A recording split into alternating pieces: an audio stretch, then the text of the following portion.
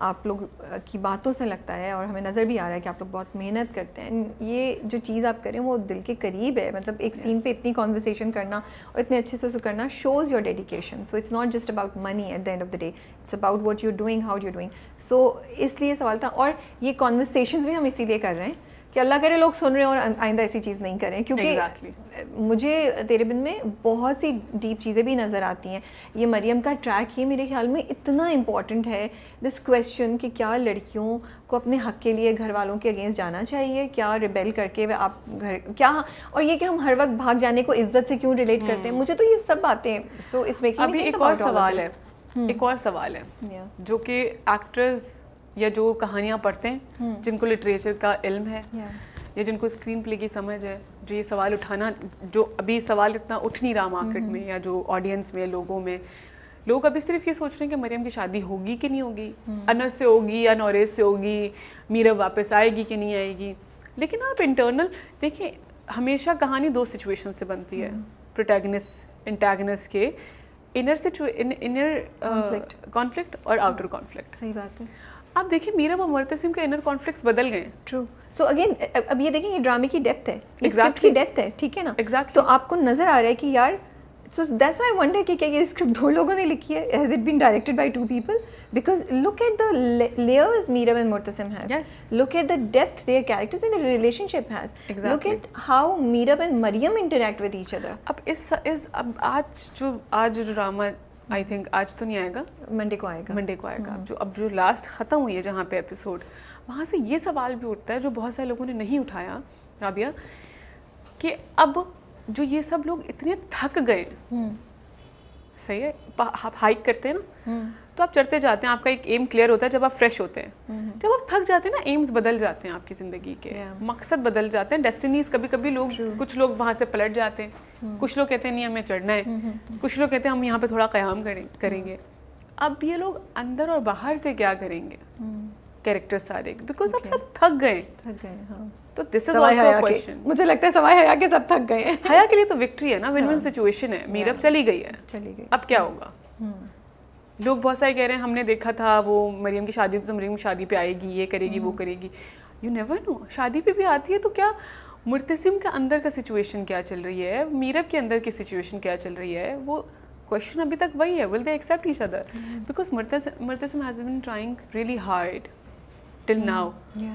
अगर मीरब आ भी जाती है, अब will Meera will try so hard this time? This is also question. और क्या मुर्तसिम उसको उस तरीके से रिस्पॉन्ड करेगा अब उसकी कोशिशों को जैसे पहले कर रहा था? तो यस, ये सारे सवाल हैं, डेफिनेटली हैं, बट इंटरेस्टिंग है।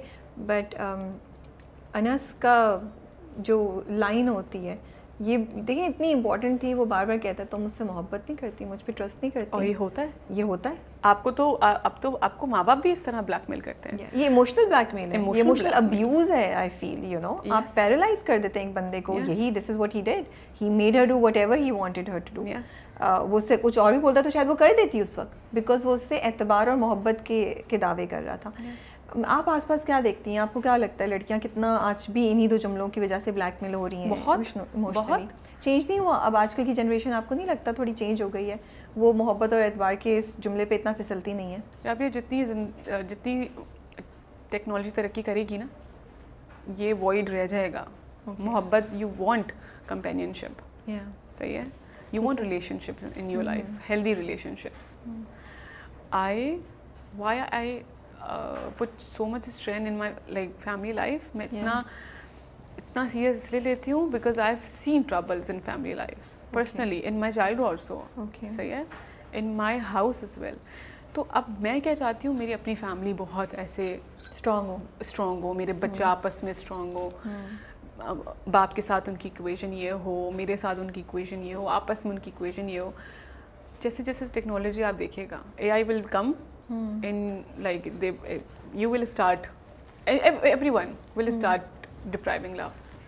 Why do you say that? Why does AI have to do, what is AI? Because everything has become so non-organic. Okay. Your body has not been designed like this. Your brain has not been designed like this. Allah Ta'ala has made you full of emotions. If you're not with emotions, then why are you making a human?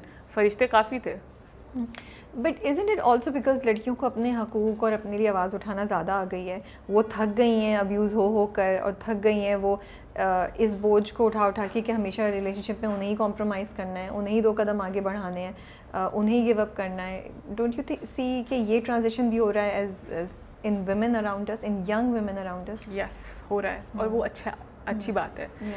अगर मेरे ज़माने में, मतलब मेरे बचपन में, अगर मैंने औरतों को देखा सप्रेस होते हुए just because they did not have anywhere to go to, सही है।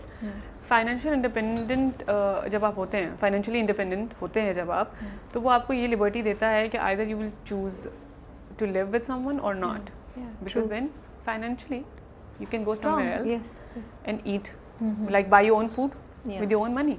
तो आपको किसी की शिट बर्दाश्त करने की ज़रूरत नहीं है।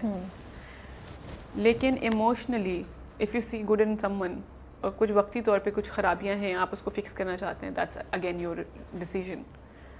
तो फाइनेंशियल इंडिपेंडेंट होना ज़रूरी है।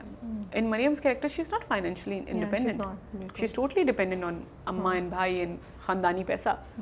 सो of course she does not have that liberty and that kind of क्या कहते हैं विजडम। हम लोग भागने को हमेशा इज्जत से कनेक्ट करते हैं, आप करती हैं? अगर मैं ऑनेस्टली पूछूं तो नहीं, क्यों नहीं करती? देखें, पहली बात तो अब वेस्ट में ये आइडिया बहुत टाइम से प्रैक्टिस हो रहा है कि जब आप 18 के हो जाते हैं तो आप अलग रहते हैं। बिल्कुल सही है, आप you are solely responsible for your own life. आप अपना पैसा कमाते हैं, आप अपना घर चलाते हैं, आप रेंट्स अपने सारी यूटिलिटीज़ पे करते हैं, आपके पेरेंट्स नहीं करते। आप अपनी ज़िंदगी के तब तक क्वेश्चन आप किसी को जवाब दे हैं जब तक आप उसका पैसा खा रहे हैं, आप उसका खाना खा रहे हैं। True. जब आप इंडिपेंडेंट हैं तो फिर आपको जवाब देने की ज़रूरत है, और भागना और घर पे रहना तो फिर तो आप इंडिपेंडेंट हैं, आप जो भी डिसीजन लेंगे अपने लिए। आया क्वेश्चन वो वाला ज़्यादा बेहतर मुझे लगता है कि वो इंसान सही है, भरोसे लायक है कि नहीं है। ट्रू। सवाल ये होना चाहिए जिसके लिए आप ये कदम उठा रहे हैं, जिसके साथ आपने ज़िंदगी गुजारनी है। बेसिकली भागना भी नहीं ना, she wants to be with that person for the rest of her life, this is her decision. तो वो आदमी सही है कि नहीं है, this should be the question. भागना ना भागना, दिस शुड नॉट बी। अब जैसे फाइनेंशियल इंडिपेंडेंस बढ़ती जाएगी, I don't think so that would be a question. So बिल्कुल आप सही कह रही हैं। अगर हम इज़्ज़त के फैक्टर को निकाल दें इस अमल से कि एक लड़की को पसंद नहीं है जिससे शादी हो रही है, या वो घर वाले नहीं मान रहे हैं, और उसको जो पसंद है उससे नहीं मान रहे, उसके साथ वो जाके अकेले शादी करना चाहती है या वो करना चाहती है, तो मसला क्या है?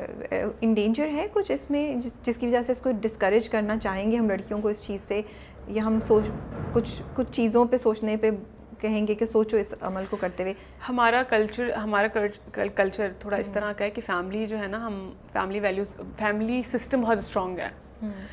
कनेक्टिंग फैमिली, फिर उसकी फैमिली, फिर उसके दोस्त की फैमिली, फिर आपके कनेक्टिंग रिश्तेदार, फिर आपके कनेक्टिंग रिश्तेदारों के भी फ्रेंड,